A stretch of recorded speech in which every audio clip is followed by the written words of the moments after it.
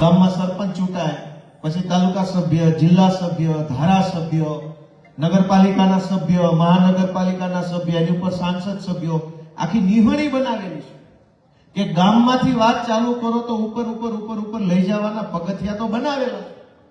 તો પછી આપણા ગામની વાત ક્યાં ગાંધીનગર નથી પહોંચતી? આટલા બધા આગેવાન બનાવ્યા છે, આટલા બધાને ચૂંટી ચૂંટીને અલગ અલગ નોખી નોખી ખુરશી ઉપર બેહાડ્યા છે, તો વાત તો જરી કઈ લગરી કઈ ગાંધીનગર નથી પહોંચતી.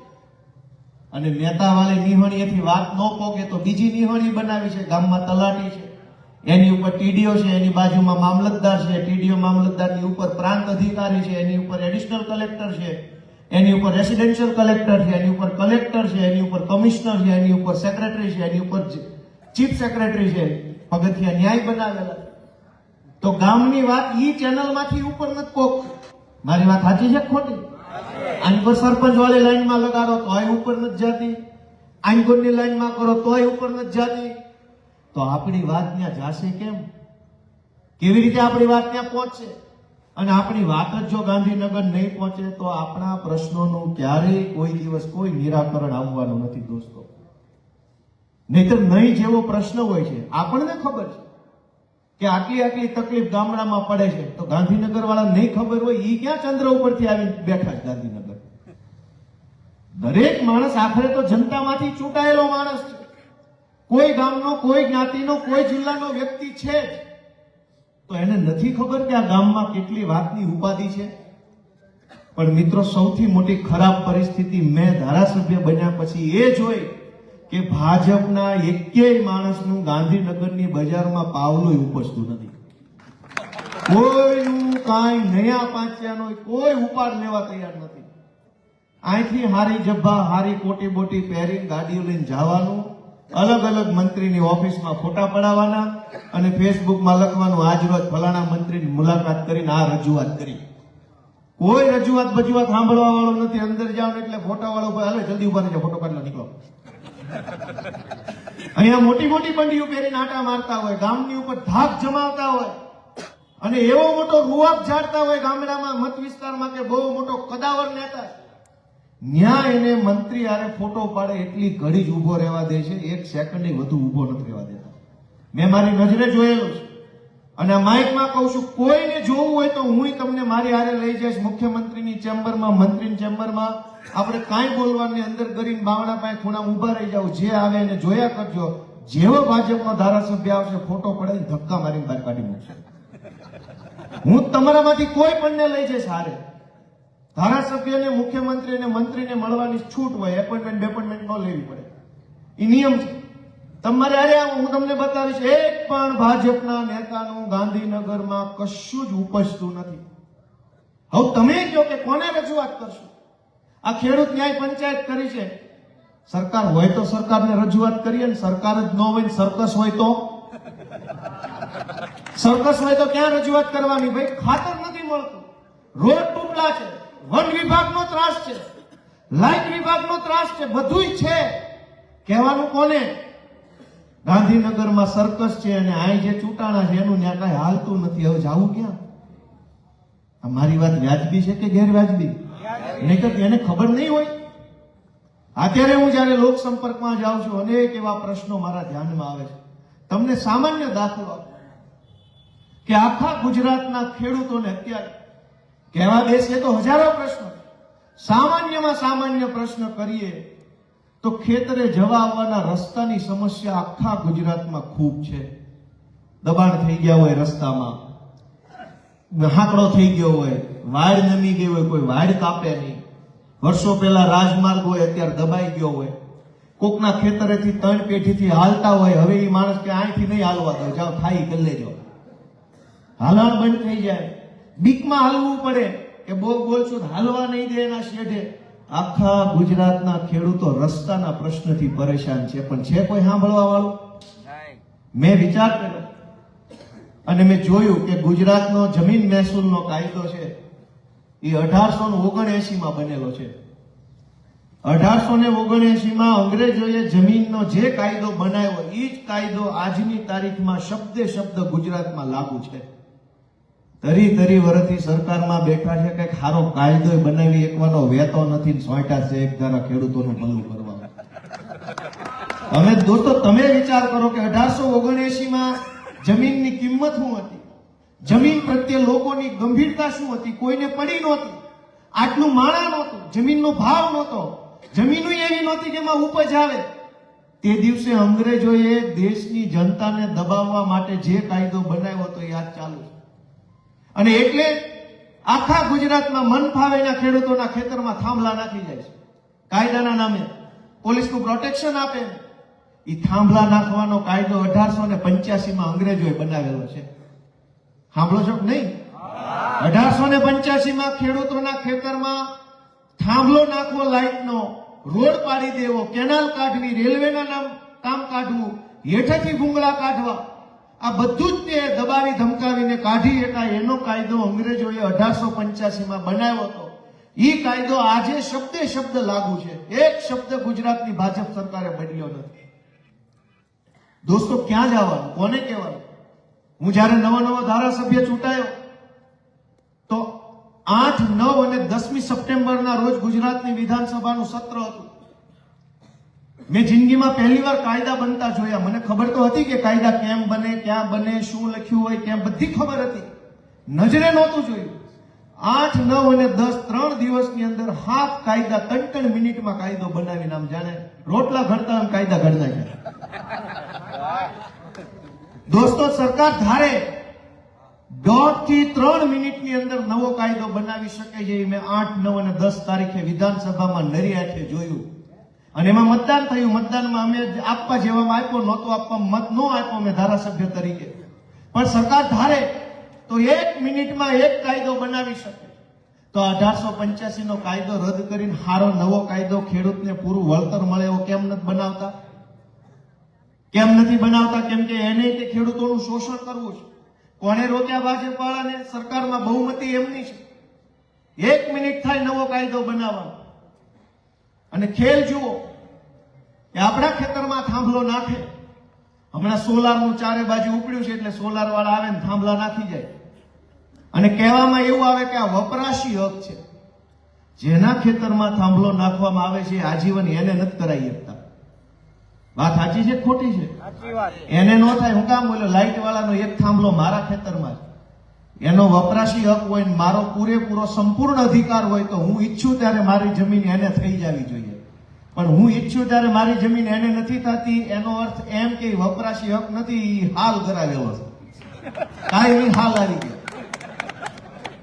એમ જ કહેવાય ને. રાત બધા બહુ કાઢ્યા, ઓસાવાળો નથી ને. મારું આવું બહુ થાય છે. એકવાર અમે છોટાઉદેપુર સભા કરવા ગયા, તે એ વખતે અમારી યાર બીજા નેતા હતા, એને કીધું કે ભાઈઓ બહેનો કે ઝાડુ દબાવવાનું છે. એટલે કોકે કીધું કે ભાઈ ઝાડુ નહીં, કે હરો હરો બોલો, હરો કે. એટલે ઓલો કે આપણે હરો લગાડવાનો છે. કોકે કીધું હરો એટલે દેશી દારૂ થાય. હું સોંટ્યા અમને ખબર નહીં હરો હું ને ઝાડુ કે બોઘરો કે બોઘરો એમ કઈ બોઘરું કે એવું કઈક. એટલે આમાં શબ્દમાં એવું હોય, આપણે તાકાતથી બોલી જઈએ, પછી ગામને ખબર એટલે આવું ક્યાં આવ્યું આમાં. પણ મિત્રો હું એમ સમજાવવા માંગુ છું કે સરકાર સુધી આપણી વાત નથી પહોંચતી. શું કામ નથી પહોંચતી? એટલા માટે નથી પહોંચતી કે એને આપણી કઈ જરૂર જ નથી. એની પાસે એટલા બધા માણસો ચૂંટાઈ ગયા છે કે એને જનતાની જરૂર જ નથી. અહંકાર આવી ગયો છે, અભિમાન આવી ગયું છે કે અમે કોઈની વાત નહીં સાંભળીએ. અને જે બોલશે એની સામે પોલીસ મોકલશું, જીબી વાળા મોકલશું, મામલતદારો મોકલશું, નોટિસ આપશું. તમે એક બીજો પ્રશ્ન વિચાર કરો ગામડાનો, કે શહેરો જે છે ગુજરાતના, એ શહેરોમાં સમયે સરકાર નવા રોડ બહાર પાડે, નવા પ્લોટ બહાર પાડે, નવું બહાર પાડ્યા કરે એટલે શહેર મોટા થાય છે, લીગલી મોટા થાય છે, બાંધકામ થાય છે, કાયદેસરના બાંધકામ થાય છે, લોકોને મકાન લઈ શકે છે. ગુજરાતમાં 30 વર્ષથી સરકારે ગામ મોટા નથી કર્યા. આજથી 30 વર્ષ પહેલા જે ગામતળ હતું એનું ગામતળ આજ છે. હવે છોકરા નવા જન્મે, એક ઘરના 4 ઘર થાય, 4 ઘરના 8 ઘર થાય, રહેવા ક્યાં જવાનું? સરકારે તો નવું ગામ મોટું કર્યું નથી. એટલે ગામની સરકારી જમીનની અંદર કોઈ પણ ગરીબ માણસ ઝૂંપડું બનાવે પછી સમયે જાતા જાતા ખર્ચો કરીને થોડું સારું બનાવે, કમ્પ્લીટ સારું મકાન બની જાય, પછી ભાજપના ગુંડા આવે કે ચૂંટણી જો ગોપાલભાઈ મત ન દેતો તારું મકાન પેશકદમી છે. જેણે પોતાની પરિવારની જરૂરિયાત માટે મકાન બનાવ્યું છે એનું મકાન પેશકદમીમાં, અને ભાજપના લોકોએ કેટલા ડુંગરા ખોતરી નાખ્યા, ગૌચર ખોતરી નાખ્યા, માટી કાઢી લીધી, જંગલ કાપી નાખ્યા, તો કોઈ એને રોકવા વાળો નથી. મારી વાત સાચી કે ખોટી? તમે તમારી જરૂર માટેનું મકાન બનાવો તો કે પેશકદમી છે. ભાઈ બરાબર જો આપની સભામાં ગયો છો, આખી જિંદગી દબાવ્યા કરે. સરકારને 1 મિનિટ લાગે પૈસા લઈને મકાન કાયદેસર કરવાનો કાયદો બનાવવાનો. 4 પાનાનું કાગળિયું વિધાનસભાના બધા ધારાસભ્યો ટેબલ ઉપર મૂકે અને મત લે, બધા રેડી, બધા હાથ ઊંચો કરે, બની ગયો કાયદો. આખા ગુજરાતના એવા મકાનો છે પૈસા લઈને કાયદેસર કરવાનો કાયદો બની જાય. થાય કે ન થાય? પણ ધરાહાર નથી બનાવતા. કેટલાય માથાભારે માણસો આ ડુંગરા ખોતરી નાખ્યા, આપણે જાણીએ છીએ. રેતી કાઢી ગયા, પથ્થર કાઢી ગયા, બેલા કાઢી ગયા, માટી કાઢી ગયા, તો સરકાર એનું કાંઈ કરી નથી શકતી. કોઈ અવડું મોટી સરકાર એ ગુંડાઓનું કઈ બગાડી નથી શકતી. પણ ગરીબ માણસ એક તગારું ટાસ લે છે ને, ત્યાં તો સિંઘમોના ટોળે ટોળા આવશે. ટાસ શેનો લઈ ગયો તગારું કરીને? મિત્રો, આ પરિસ્થિતિ ગુજરાતમાં છે કે કોઈ કહેવા વાળું કે કોઈ રોકવા વાળું નથી. અને ભ્રષ્ટાચારની તો હું વાત કરી. હમણાં છાપામાં સુરેન્દ્રનગરના કલેક્ટરના સમાચાર આવ્યા છે. કોને કોને ખબર છે? સુરેન્દ્રનગરના કલેક્ટરને 2 દિવસ પહેલા ઈડી, એન્ફોર્સમેન્ટ ડાયરેક્ટરેટ, કેન્દ્ર સરકારની ઈડી નામની જે સંસ્થા છે, ધ્યાનથી સાંભળવા જેવી વાત છે. સુરેન્દ્રનગરના કલેક્ટર 1500 કરોડનો કૌભાંડ કરતા કેન્દ્ર સરકારની સંસ્થાએ પકડ્યા. પહેલો વિચાર તો એ આવે, ખાલી સુરેન્દ્રનગર વાળો જ ભ્રષ્ટાચારી છે, બાકી શું છે? એ એક જ ચોર છે? થાય કે ન થાય એવો પ્રશ્ન. એને 1500 લીધા છે, અમારે ટીડીઓ એટલું કરીને બેઠા છે. સુરેન્દ્રનગરના કલેક્ટર 1500 કરોડનો ભ્રષ્ટાચાર કરતા કેન્દ્ર સરકારની એજન્સીએ ગુજરાતમાં આવીને પકડ્યા. કેન્દ્રમાં સરકાર ભાજપની, ગુજરાતમાં સરકાર ભાજપની, તો ગુજરાતમાં કેન્દ્રની પોલીસ આવીને ગુજરાતના કલેક્ટરને પકડે, એ વાતમાં કઈક શંકા ન થાય? કેન્દ્રમાં કોંગ્રેસ હોય ને અહીંયા ભાજપ હોય તો એમ લાગે કે કંઈક વાંધો પડ્યો છે બે સરકારને. બે બાજુ એક વકલ છે તો કેમ રેડ પડી? દોસ્તો, એ કારણ સમજવા જેવું છે. ગુજરાતના એક માણસે, કેન્દ્રમાં એક કંપની છે સોલાર, એને વડાપ્રધાન હારે બહુ સારા સંબંધ છે. એટલે વડાપ્રધાનને મળીને કીધું કે ભાઈ મારે ગુજરાતમાં સોલારનો બહુ મોટો પ્લાન્ટ કરવો છે. એટલે વડાપ્રધાન ઓફિસેથી ગુજરાતના મુખ્યમંત્રી કાર્યાલયમાં ભલામણ આવી કે આ છોકરો હું મોકલું છું રમેશ નામનો, એને આપણે સોલાર કરવા માટે મન ફાવે એટલી જમીન સરકારી આપવાની છે, સરકારી ઘટે અડખે પડખે વાળા ખેડૂતોની પોલીસ મોકલીને પડાઈ લેવાની છે, આની સુવિધા કરી દો, પ્લાન્ટ ન ખાઈ દો. વડાપ્રધાન ઓફિસની સૂચના મુખ્યમંત્રી કાર્યાલયમાં આવી. મુખ્યમંત્રીએ એ ભાઈને મળ્યા, આગતા સ્વાગતા કરી. ગુજરાતના ટોપ 10 અધિકારીઓ હોય છે, મેન, આખી સરકારના ટોપ મેન 10, એની હાજરીમાં મુખ્યમંત્રીને આગતા સ્વાગતા કરી. એના ફોટો વિડીયો પણ છે મુખ્યમંત્રીના ફેસબુક પર કે આવો આવો. ઓલાએ કીધું સુરેન્દ્રનગરમાં જમીન જોતી છે. વડાપ્રધાનની ભલામણ, ગુજરાતના મુખ્યમંત્રીની ભલામણ, ઈ માણસ સુરેન્દ્રનગરમાં જમીનનું બધું કામ કરવા ગયો તો કલેક્ટર એની પાસે પૈસા માગ્યા તે લીધાય તે. જેની વડાપ્રધાને ભલામણ કરી, જેની મુખ્યમંત્રીએ ભલામણ કરી, ઈ માણસ પાસે કલેક્ટરે પૈસા માગી લીધા. તો ભ્રષ્ટાચાર કરનારની હિંમત તો જોવો, હિંમત તો જોવો એની કલેક્ટરની. માગ્યા તે લીધાય તે. ઓલાએ વડાપ્રધાનને કીધું તમે મોકલ્યો તોય પૈસા માગ્યા. તો વડાપ્રધાન ઓફિસ વાળાએ ઈડીને ફોન કર્યો કે અમે લીધા, પછી એને શેના માગ્યા, જાઓ પકડો. તારે ક્યાં લેવાના, તમે લઈ લીધા છે. વાંધો ઈ વાતમાં પડ્યો કે ઉપર લેવાઈ ગયા છે, હેઠે વાળા શેના લીધા. અને હેઠે વાળો કેવો કહેવાય છે, એને વડાપ્રધાનની બીક નથી લાગતી. તો આ રાજ્યમાં હાલે છે હું વિચાર તો કરો. આમાં હું હાલે, આમાં હું હાલે તમે જો. વડાપ્રધાને કીધા પછી કલેક્ટરો જો પૈસા લઈ લેતા હોય તો આપણી જેવા ગરીબ ખેડૂતો પાસે તો તાલુકા પંચાયતના સભ્યોની ભલામણ નથી હોતી. બોલો તો વડાપ્રધાનની ભલામણ લઈને આવ્યો તોય કલેક્ટરે હોરી નાખ્યો. આપણી તો ભલામણ કોણ કરે? કોણ ભલામણ કરે આપણી? કોઈ આપણી ભલામણ કરે એમ નથી. તો આપણને કેટલા હોરી નાખ્યા છે એ વાતની ગાંધીનગર વાળાને કઈ ચિંતા જ નથી. આ ટેકાના ભાવમાં ખેડૂતોનું ખુલ્લેઆમ શોષણ થાય છે. 125 મણ માંડવી લેવામાં આવે મગફળી, બધી નહીં. આ આખી ટેકાના ભાવની યોજના જે છે એ ભાજપના મફતિયાઓ, ભાજપના દલાલો, ભાજપના એજન્ટોને વર્ષે એક વખત કમાણી કરાવવાની યોજના છે. ખેડૂતને કઈ વધવા નથી દેવાનું. તમે વિચારો કે જો ટેકાનો ભાવ ન હોય, એના બદલે સરકાર એવું નક્કી કરે કે ગુજરાતભરમાં તેલ બનાવતી કે સિંગતેલની પ્રોડક્ટ્સ બનાવતી જે કાંઈ કંપનીઓ છે એ ખેડૂત પાસેથી એને જેવો જોઈએ એવો માલ ડાયરેક્ટ ખરીદી લે. ખેડૂતે ઓનલાઈન રજીસ્ટ્રેશન કરાવવાનું, કંપનીઓ લેવા આવે, ઘરે આવીને ગામમાં આવીને જ્યાં જેનો માલ લેવો હોય, વચ્ચે ગેરેન્ટર તરીકે સરકાર. ખેડૂત ખોટું કરે તોય સરકારની જવાબદારી, વેપારી કંપની ખોટું કરે તોય સરકારની જવાબદારી. આવી જો વ્યવસ્થા થાય તો તમે મને એમ કહો કે જેનો 50 નો 45 નો ઉતારો હોય એને તો સારો ભાવ મળે, 30-32 નો હોય એને એવો ભાવ મળે. ટેકામાં શું થયું કે ગમે એવો સારો ઉતારો આવે એ તમારે 1400 લેખે દઈ જ દેવાનો. પછી તમે સારો માલ દો એ અડધા કોથળા મિલમાં વયા જાય અને બાકીની રાજસ્થાનની માંડવી ગોડાઉનમાં ભરી દેશે. થાય છે કે નથી થતું? તો આ ખેડૂતો માટે શું છે? કરોડો રૂપિયા ખવાઈ જાય છે. લાઈનમાં ઉભું રહેવાનું, વહેલા જાગીને જવાનું, ધક્કા ખાવાના, ભાઈ સાહેબ બાપા કરવાનું અને છેલ્લે દબાઈને રહેવાનું. જો સેજે બોલવા જાવ તો કે તારું રિજેક્ટ, જા, આમાં ભેજ આવી ગયો છે, ડેમેજ છે, નામ છે. એક વખત જયારે અમારી રાજકીય શક્તિ થોડીક વધે ને તાલુકા જિલ્લા પંચાયતમાં, તમારા મત આપ્યા પછી અમારા હાથ મજબૂત બને ને, તો એક બે ની બોચી પકડીને કેવું છે કે ભાઈ તારે 25 નો ઉતારો આવ્યો, 55 નો લઈ જાવી તો હળગાવા છે ને ગોડાઉનમાં. તારે ક્યાં તેલ કાઢવું? તારે ક્યાં તેલ કાઢી? પણ બોચી પકડવાની મારી પૂરા મનથી ઈચ્છા છે. એકવાર તમે અમારા હાથ તો મજબૂત કરો કે નહીં બોચી સુધી પહોંચે. સમજે શું એના મનમાં? ડેમેજ છે. ડેમેજ વાળી હોય કે હારી હોય, કરવાનું શું? હળગાવાની જ છે ને. હળગાવો ડેમેજ વાળી. તમારે ક્યાં તેલ કાઢીને માર્કેટમાં વેચવું છે? બોલો ભાઈ કે લઈ જાઓ 5 લીટર એની જેમ કરવું છે. સરકારે કોઈ તેલ કાઢવું નથી કે વેચવું નથી. તો શેનું ડેમેજ ને શેનો ભેજ ને શેનો ઉતારો? અને રાજસ્થાનની માંડવી આવીને ખટારા અંદર નાખીને ગોડાઉનમાં ભરતે છે, ત્યાં કઈ વાંધો નથી. દોસ્તો, કયા મુદ્દા પર ચર્ચા કરવી ને કયા મુદ્દા પર ન કરવી, આખી વાતનો સાર એટલો છે કે અવળી મોટી ગુજરાતની વ્યવસ્થામાં સાંભળવા વાળો કોઈ માણા વધ્યો નથી ને વધવા દીધો નથી.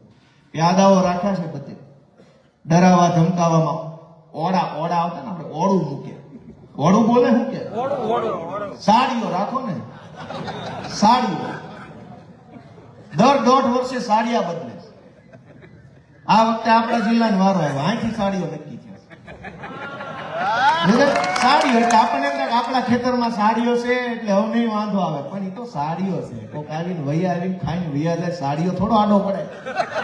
એ તો જોયા કરે માટલામાં આખું મીઠી હોય, એમાં ઊંધું માટલું હોય અને બુસ્કોટ હોય કોકનો, આમ હાથ રાખે.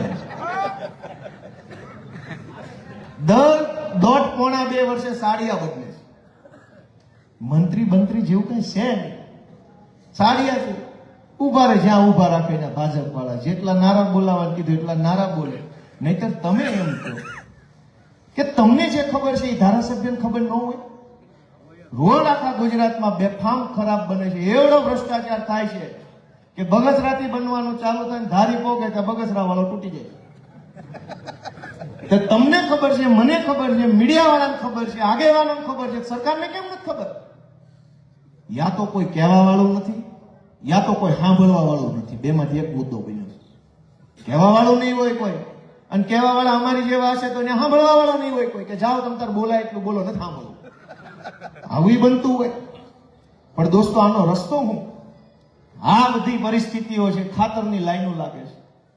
દારૂની તો કોઈ દી લાઈનો ન લાગી, ધક્કામુક્કી ન થઈ. દારૂ ઉપર પ્રતિબંધ છે, કાયદામાં મનાય છે, લાઈન તો નથી લાગતી, પણ લેવાય નથી જવું પડતું. એવી સારી વ્યવસ્થા ગૃહમંત્રીએ ગોઠવી દીધી. મને એમ લાગે છે કે આ ખાતર વાળું છે ને બધું બુટલેગરોને હક દેવાની જરૂર છે. તમારા હાથમાં ખાતરનો બધો વહીવટ બુટલેગરો પાસે.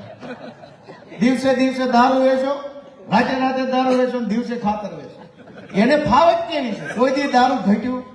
આ 31st આવે છે, ક્યાંય એક ટીપુય ઘટ્યો એવો બોકારો નહીં બોલે, એવો દેકારો ક્યાંય નહીં થાય. અહીં ઘટે, અહીં ઘટે. કયો ભાઈ સાચું હોય તો?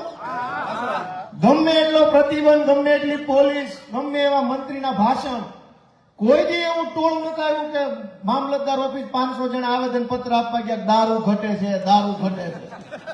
કામ જ ઘટતું, ખાતર કાયમ ઘટ્યા કરે.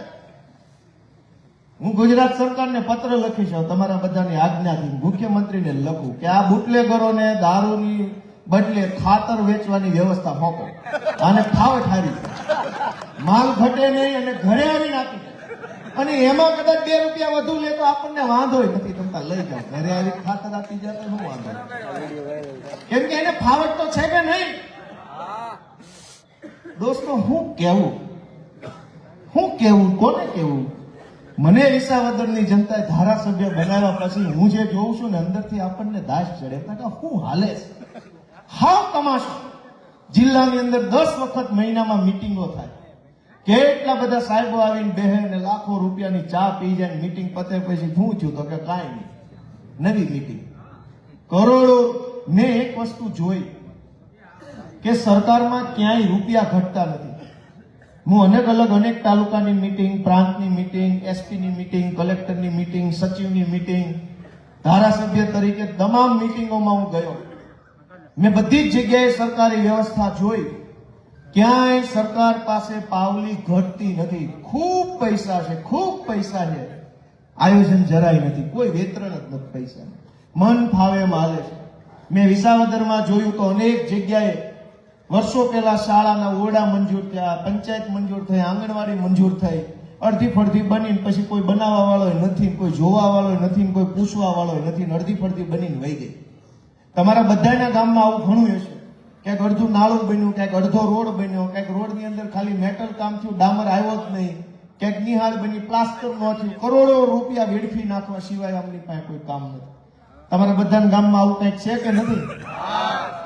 કોઈ પૂછવા વાળું નથી. કરોડો રૂપિયા વેડફી નાખો, ખાઈ જાઓ, બરબાદ કરી નાખો, પણ કોઈ પૂછવા વાળું નથી. પણ એક ખેડૂત જો માવઠાની સહાય માંગશે ને તો 50 કાગળિયા માંગશે. 7 બાર લાવો, 8 બાર લાવો, ઉપર સિક્કા કરાવો, હેઠે સિક્કા કરાવો, આ અંગૂઠો દબાવો, આમ રાખો ને આમ રાખો. તમે કંઈક માંગશો તો 50 નખરા સરકાર કરશે, પણ પૈસા વેડફવા છે તો 1 સેકન્ડનો વિચાર નથી કરતા ભાજપના માણસો. મિત્રો, હું તો તમને વિનંતી કરવા આવ્યો છું કે નુકસાન આમ આદમી પાર્ટીનું જરાય નથી. હું હારી ગયો કતાર ગામમાં, તો અમારું શું નુકસાન ગયું? મથ્યા કરે, થોડુંક માથાકૂટ વધી, મહેનત વધી, નુકસાન શું? અને એ જીત્યા 2022માં આવડી બહુમતીથી. એમાં નુકસાન કોનું ગયું? પબ્લિકનું ગયું કે આમ આદમી પાર્ટીનું ગયું? આજ ગોપાલભાઈ એક ને ચૈતરભાઈ ધારાસભ્ય છે. ઈશુભાઈ ભેગા હોત તો મજા આવે કે નહીં? પ્રવીણ રામે ભેગો હોત તો, રાજુભાઈ કરોપડા ધારાસભ્ય હોત તો, આ બ્રિજરાજભાઈ સોલંકી હોત તો મજા આવે કે નહીં? કોનું નુકસાન ગયું? દોસ્તો, ચૂંટણી આવે છે, અમે ઉમેદવાર ઉભા રાખશું, અમને ઈશ્વરે જે મતી આપી છે એ મતી પ્રમાણે માણા નક્કી કરશું. અમે કઈ એવા નથી બધું દૂરબીન મારીને જોઈ લે હારો કયો ખરાબ કયો. જે મતી છે એ મતીથી માણા ઉભો રાખશું. પણ તમારો આશીર્વાદ ભરેલો હાથ એક વખત અમારી પાર્ટી માથે પડી જાય તો ગમે ત્યાં સુધી પોગી રહેવું, ભલે ગાંધીનગર હોય, દિલ્હી હોય, ગમે એવી સત્તાને અમે પોગી રહીએ, એટલી શક્તિ ભગવાન અમને આપે. તમારા આશીર્વાદની જરૂર. તમે અમારા માણસોને આશીર્વાદ આપો. આજ ગુજરાતમાં કોઈ લડવા વાળું વધવા નથી દીધું ભાજપે. બધાને જેલનો ડર બતાવીને ભાજપમાં લઈ લીધા અથવા તો ઘરે બેહાડી દીધા. ભલું થાય ભગવાનનું કે અમારી જેવા 5-7 જણાને અહીંયા મોકલ્યા છે, નકર કોઈ આજ લડે એમ નથી. કચ્છના ખેડૂતોની લડાઈ ચાલુ થઈ. આ ટ્રાન્સમિશન લાઈનો જે મન ફાવે એનાથી લાઈનો નીકળે છે, મન ફાવે એના ગમે એમ કરીને પોલીસ હારે લઈ આવીને થાંભલા નાખી જ દેવાના. ઓલી ગઢી ડોશીઓને બચારીને ધક્કા મારીને પોલીસની ગાડીને બેહાડી વિડીયો કદાચ કોકે જોયો હોય. કાયદો ને વ્યવસ્થા બગડે છે. પાછું એમ આપણને કહેવામાં આવે કયો કાયદો ને કઈ વ્યવસ્થા? જ્યારે ખેડૂત અવાજ ઉઠાવે, સામાન્ય માણસ બોલે, ત્યારે કાયદાઓ અને વ્યવસ્થાના નામે આપણને ડરાવવામાં આવે. હું તમારું ધ્યાન દોરું કે કાયદો કોના માટે છે અને વ્યવસ્થા કોના માટે છે. કાયદો ગરીબ માણસને દબાવવા માટે છે, ખેડૂતોને ડરાવવા માટે કાયદો છે. વ્યવસ્થા બધી ભાજપવાળા માટે છે. જી સર, યસ સર, આવો સર, બેસો સર, શું પીશો સર, દારૂ કે ચા. વ્યવસ્થા બધી ભાજપવાળા માટે, કાયદો બધો ગરીબો માટે. એનું નામ કાયદો ને વ્યવસ્થા. આ પરિસ્થિતિ બદલવી હોય તો કોઈ મહાપુરુષ હવે આવવાનું નથી. હવે આપણે જ બધા પુરુષ બનીને કામ કરવાનું છે.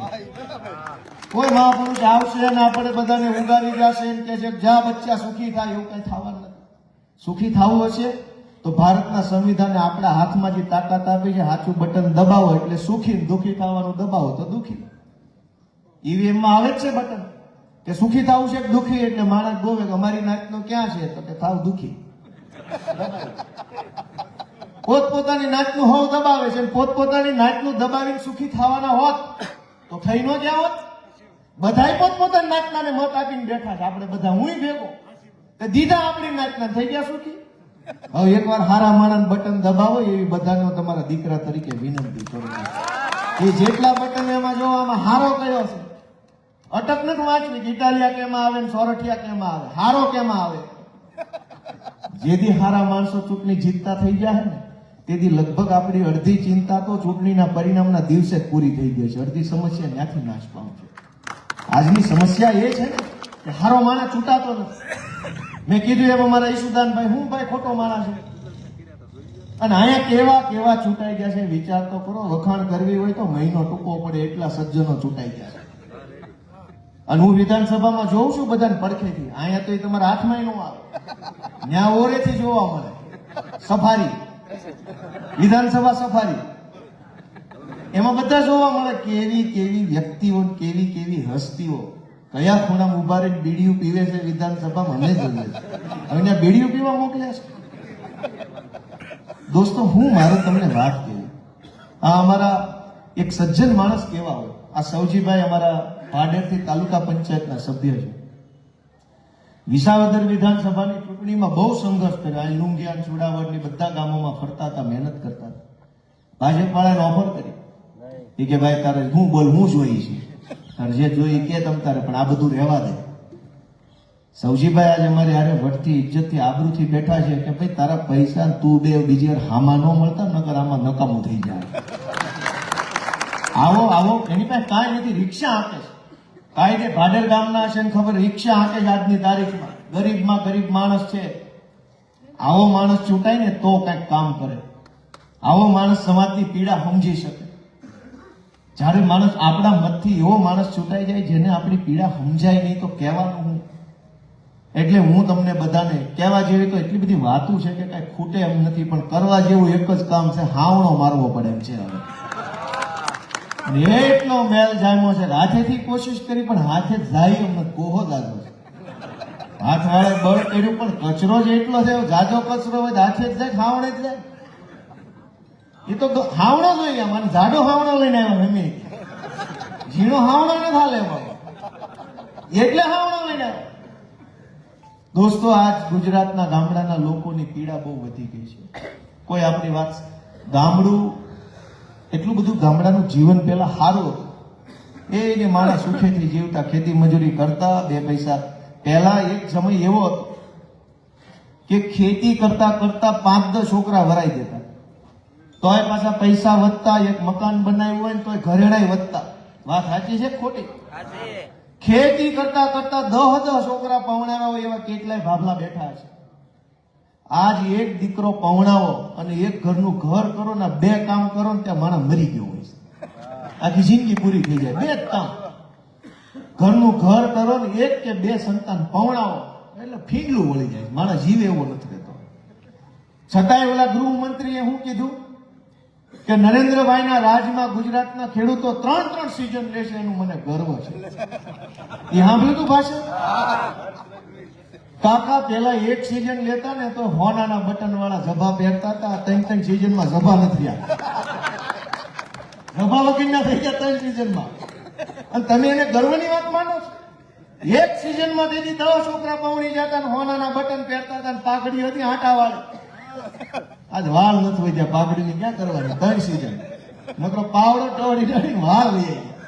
તડકો જ લાગ્યા કરે 12 માસ. ઓલું શું 6 મહિના પૂરતી મહેનત કરતા ને 12 પછી 6 મહિના ભગવાનનું નામ લેતા. આ તમારા પ્રતાપે 3 સીઝન વળ ખાવા પડે છે. એક સીઝનમાં જો પૂરો પાક પાકે એનો પૂરો ભાવ આવે, હાથ ઉપર પૂરા પૈસા આવે, વચેટિયા નાબૂદ થાય તો ખેડૂતને ક્યાં 12 માસ વળ ખાવાની જરૂર છે? તમારા પ્રતાપે 12 માસ વળ ખાવા પડે. 100 માં હું પાક ઉપયોગ 3 જણા એક કીધું, બાકીના 3 માં સુખી છે. હવે આમાં ઓલો સાંભળતો હોય. હવે આવા બધા વિડીયો અમે જે બોલવી ની વિડીયો એના પીએન બટક સાહેબ જો ગોપાલ આમ બોલે છે. હવે તમે મેં પૂછ્યું કે 1 માં સુખી હતા 3 માં, તો તમે એમ કીધું કે 1. એવા 2 જણા બોલ્યા ને બાકીના ન બોલ્યા. ઓલો સાંભળી જાય શું થાય? શું અસર પડે કે 3 વાળા જાજા સુખી છે? થાય કે ન થાય? અને તમે હજુ કહો ભાઈ 3 સીઝન લઈ ખેડૂત સુખી છે, પેલા 1 સીઝન લેતો ખેડૂત સુખી હતો. આવો હોકારો ન્યા ગાંધીનગર જાવો. દોસ્તો કેવા કેવા માણસો ચૂંટણી જીતીને ક્યાં બેસી ગયા. એક વખત એવું થયું કે ફેસબુકમાં એક ફોટો આવ્યો કે ઓલી પાણીની ટાંકી આવે ગામમાં બહુ ઊંચી ને એમાં ગોળ ગોળ દાદરો હોય આમાં, ખબર છે? એની ઉપર ટાંકી ઉપર ગધેડો અને કોકે ફોટો પાડી લીધો અને ફેસબુકમાં મૂક્યો અને મેં એમ લખ્યું કે આ ગધેડો ઉતારવો કેવી રીતે? કોઈની પાસે હોય આઈડિયા તો અમને કોમેન્ટમાં જણાવો. તે કોમેન્ટમાં કોઈ ડાયા માણસે એમ લખ્યું કે સ્ટુડિયો કેવી રીતે ઉતારવાનો? તો પછી આ ન્યા ક્યાંથી પડ્યો? મેન ઉપાધિ ઈ છે સરકાર ઉતારવી છે આપણે હેઠી પણ સડી કેવી રીતે ઈ પેલા કોઈ પૂછવા. કેવા કેવા માણસો મંત્રી સંત્રી બની ગયા. તમે એમ કે ઉતારવા છે પણ સડ્યા કેમ? પેલા ઈ તો કોઈ પૂછો આ ન્યા ક્યાં મંત્રી બની ગયો? આને કોઈ ટીડી દે એમ નથી ઉતાર. મંત્રી કેબિનેટ ને રાજ્ય કક્ષા સ્વતંત્ર હવાલો લે હાલે, હા સ્વતંત્ર એમ કે હું કેવું કેવું હાલે છે. હું તમને વિનંતી કરવા આવ્યો છું કે જરાક મારા માવતર, જરાક મારા ખેડૂત આગેવાનો, જરાક અમને છોકરાઓને તમારા આશીર્વાદ આપો. અમે નાના માણસ છીએ. અમારે કઈ ગાડી બંગલા જોતા હોય, પૈસા વાળું થઈ જવું હોય, મોટી મોટી તોપ બની જવું હોય તો કઈ પાર્ટીમાં જવાય? આ તો ધોકા ખાવાની પાર્ટી છે. અહીં અમારે માર ખાવો પડે. અમારા જમાદાર ભાઈ ઉભા છે, ઘણી ક્યાંક ઉપરથી ફોન આવે હોરી નાખે. રાજુભાઈ કરપડા, પ્રવીણભાઈ રામ અત્યારે જેલમાં છે. અમારે કોઈ નેતા બેતા નથી બનવું, કોઈ પૈસા વાળા બનીને હેલિકોપ્ટરોમાં ઉડવું, કાંઈ એવું નથી કરવું. ભાજપના ખોળે બેહીને તો કાંઈ બનવું જ નથી. તમે આશીર્વાદ આપો ને જે બનાવવા માંગો એ વટથી બનવું છે. ભાજપના ખોળે બેહીને કાંઈ બનવાનું, કાંઈ ન ફપે એનું પાવલી નહીં. દોસ્તો અમે સંઘર્ષના માણસ છે. આટલો જુલમ સહન કરીને તે લડીએ છીએ. કોના માટે? રૂપિયા વાળો થઈ જાવ હોય ને ગાડી બંગલા વાળો થઈ જાવ તો ઊભું ડોકું હલાવી એટલી વાર છે. આડું હલાવી છે એટલે મારે છે. અમારે વિસાવદર વાળા પેલા હતા એને ઊભું હલાવ્યું તો ટેકાના ભાવે લઈ લીધા. આ જેવી નહીં ટેકાના ભાવે લઈ લીધા, ઊભું હલાવ્યું. દોસ્તો ઊભું હલાવે ને એટલી વાર છે, હાથ પેઢી ખૂટે નહીં એટલો માલ દે એમ છે. પણ ઊભું નથી હલાવવાનું, આડું હલાવવાનું છે ને આડા પાડી દેવાનું. હાલે એમ જ નથી આ સરકાર. પણ તમારા આશીર્વાદ વગર શક્ય નહીં બને.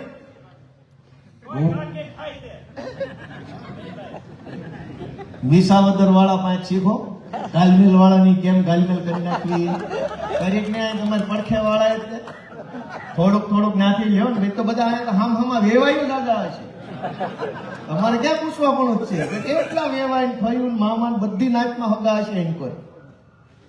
દોસ્તો હું તમને એટલી જ વિનંતી કરું છું કે ઈશુદાનભાઈના નેતૃત્વમાં રાજુભાઈ કરપડા, પ્રવીણભાઈ રામ, અમારા બ્રિજરાજભાઈ સોલંકી, ચૈતરભાઈ વસાવા, હેમંતભાઈ ખવા, યુવરાજસિંહ જાડેજા, આ બધા યુવાનો છે.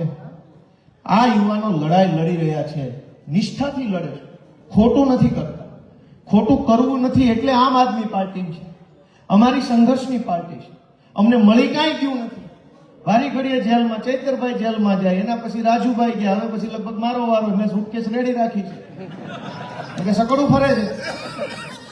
પણ જેલમાં જઈએ કઈ વાંધો નથી.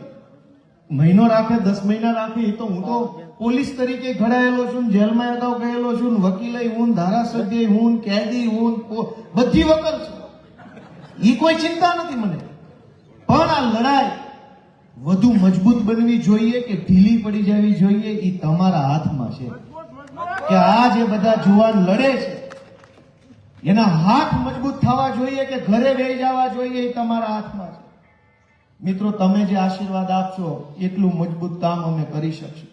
આજ ખાલી મને એકને ધારાસભ્ય બનાવ્યો તો મજા આવે છે કે નથી આવતી? હોય એવું કહેજો. એક મને ધારાસભ્ય વિસાવદર થી બનાવ્યો તો આમ લીલું સમ થઈ ગયું છે સારે બાજુ. નકરી મજા જ આવ્યા કરે, મજા જ આવ્યા કરે. લોકોને હિંમત આવી, બળ આવ્યો, ભરોસો બેઠો કે હવે કંઈક થાય, આ કંઈક કરશે. ઝૂકેગા નહીં સાલા, એમ નતું ટીવી માં આવતું. આ ઉભા અહીંયા ઝૂકેગા નહીં સાલા, ટીવી વાળો ઓલો માપું ડોકું કરીને આમ કરતો નહીં ઝૂકેગા. ભાજપ વાળાના બે બડા પડે તો ગમે એ પાર્ટી બદલી નાખતા. રિયલ માં ઉભા જો ઇટાલિયા ગોપાલભાઈ માનની ધારાસભ્ય ઝૂકેગા નહીં સાલા. હું વાત કરું, ઓલો માપું ડોકું કરીને આમ કરે, આમ કરતો જ નહીં. બાપુ દાંત કાઢે. મિત્રો, હું તો તમને છેલ્લી એક જ વિનંતી કરું, ભલે આ વાત દાંત કાઢતા કાઢતા એટલે કીધી કે રોવી તો આપણા આંસુડાની કિંમત આ ભાજપ વાળાને સમજાય એમ નથી ને, એટલે રોવું તો નથી, દાંત કાઢતા કાઢતા પાડી દેવાના. ખબર ન પડવી જોઈએ કોણે પાડી દીધા. કેમ કે રોઈ બે આંસુડા ખેડૂતના પડે તો ગાંધીનગરની ધરતી વાળાને કોઈ કઈ કાળજું ફફડે એમ નથી. આપણા આંસુડાની કદર ન હોય ને, રોવાય નહીં. કોક માણાની આંખમાંથી આંસુ પડે ને તો જેની અંદર માનવતા હોય ને માણસ ધ્રુજી જાય, ઉભો રહી જાય, હલી જાય. બાપા હું કરું તારે હાટું, બોલ ભાઈ શું છે, કેમ છે? તમે કલ્પના કરો, બસ સ્ટેન્ડે કઈક ગામત્રે જવા બસ સ્ટેન્ડે બેઠો હોય, બસ સ્ટેન્ડે કોઈ બીજો ભાઈ કે બેન પડખે બેઠા બેઠા રોતા હોય તો મન થાય બાપા કેમ રોવે છે, શું થયું, હાલો હારે આવું, હાલો કોને કહું, આને કહું, તેને કહું. કાંઈ ઓળખાણ ન હોય તો આપણે એટલું તો કરીએ કે ન કરીએ? પણ આજ ખેડૂતના આંસુની કિંમત કે કદર ગાંધીનગરમાં છે નહીં, એટલે હું દાંત કાઢતા કાઢતા વાત કરું છું. રોવાનું છે નહીં, પણ પાડી દેવાના છે દાંત કાઢતા કાઢતા. હસતા મોઢે વિદાય કે છે ને, હસતા મોઢે વિદાય. અને હસતા મોઢે વિદાય આપવા માટેનું ટાણું માર્ચ કે ફેબ્રુઆરી મહિનામાં તાલુકા જિલ્લા પંચાયતમાં આવવાનું છે. વ્યવસ્થિત રીતે વધાવી લેજો એ બધાને મારી વિનંતી કરતો જાઉં છું. આપ સૌએ આટલી શાંતિથી મારી વાત સાંભળી, બધાનો હૃદયપૂર્વક આભાર. અને વિશેષ ખુશી એ બાબતની છે કે આજે આટલા બધા સરપંચશ્રીઓ આમ આદમી પાર્ટી જોડાણા. કેવડી મોટી વાત કહેવાય. બધા સરપંચ સાહેબ જે કઈ આવ્યા છે બધાનું હું આમ આદમી પાર્ટીમાં વિશાળ હૃદયથી હાર્દિક સ્વાગત કરું છું. અને સરપંચોને ભાજપ પાર્ટી દબાવ્યા કરે છે. તમે જો આ ભાજપમાં નહીં રહો તો આમ નહીં કરી દઉં, તેમ નહીં કરી દઉં, ફલાણું નહીં કરી દઉં, નહીતર હું કરી દીધું છે એ કહો પણ. એવું તો હું તમે અમારા ગામમાં હોનાના મોભારા બંધાઈ દીધા છે, બોલી હવે બંધ કરી દેવો. અડધો અડધ ગામની અંદર ખેડૂત દુખી છે, ગરીબ માણસ દુખી છે, છેવાડાના માણસ પાસે મકાન નથી, કેટલી બજારમાં ગટર નથી, ક્યાંક લાઇટ નથી, ક્યાંક કનેક્શન નથી, સીમમાં રોજડાનો ત્રાસ છે, ગામમાં ભાજપના ભૂંડાનો ત્રાસ છે. હવે પાછા કે હજુ જો તમે આ ભાજપમાં નહીં રહો ને આપમાં જશો તો તમારું કામ નહીં થાય. તો થઈ કયું દ્વી કે હાલે નથી છે એટલે જ જવાનું છે, છતાંય દબાવ્યા કરે. પણ આ મરદ મુશાળા બધા સરપંચો આપણી વચ્ચે આવ્યા છે, એકવાર હું એમનો બધા જોરદાર તાળીઓ સ્વાગત કરો. હજળ બમ માણા કહેવાય, આમાં હજળ માણા કહેવાય કે ભાઈ જાઓ તારું કામ ને તારી સરકાર ને જા 80 થી 83 નથી સમજ્યું. સરપંચ સાહેબ નો ખૂબ ખૂબ આભાર. અમારા રાહુલભાઈ અરખાણી ખૂબ મહેનત કર્યા કરે, ધારીનો સિંહ છે એ મોટો, નાની ઉંમર છે પણ મોટું કામ છે. પ્રયાસ કરે, દોડ્યાસ કરે. હમણાં ટેકાના ભાવમાં નતું બધું હમાઈ નાખ્યું, બધું ભૂકા કાઢ નાખ્યા. ઝીણો માણસ છે પણ વજન મોટું પડે છે. ખૂબ સારું કામ કરે. અમારા જેડી કથિરિયા સુરતના વિરોધ પક્ષના નેતા છે, ખૂબ સારું કામ કરી રહ્યા છે. વનરાજભાઈ છે એ એકદમ નાનો માણસ છે પણ બહુ ભાઈ જો અજડબમ ભાઈ એનું કામ એ સારું છે. બધા નામ નથી લેતો, બધાને ઓળખું છું, પણ બધાનો હૃદયપૂર્વક ખૂબ ખૂબ આભાર. આપ સૌ અમને આશીર્વાદ આપશો એ આશા સાથે ભારત માતા કી જય. જય કિસાન, વંદે માતરમ.